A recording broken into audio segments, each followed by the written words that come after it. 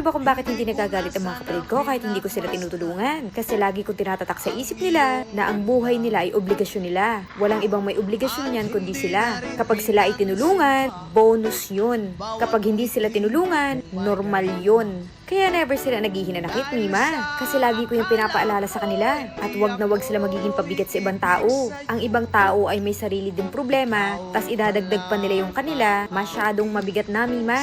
Parang sa bag lang yan. Kung pare-parehas tayong may dala ng bag, tigi-tigisan natin silang hawak. Hindi masyadong mabigat, di ba, Mima? Pero kung dadalhin mo ang bag ng iba, mabigat na, di ba, Mima? Mas mahihirapan ka na makausad. Pero kung lahat tayo binibitbit ang kanya-kanya nating bag, mas mabilis tayo makakalakad. Mas mabilis ang usad, mas mabilis ang asenso. At huwag kayong maging masaya na kayo lang ang may power sa pamilya. Mas mabilis iyang matibag, Mima. Ikaw lang ang masira, abay lahat damay-damay na.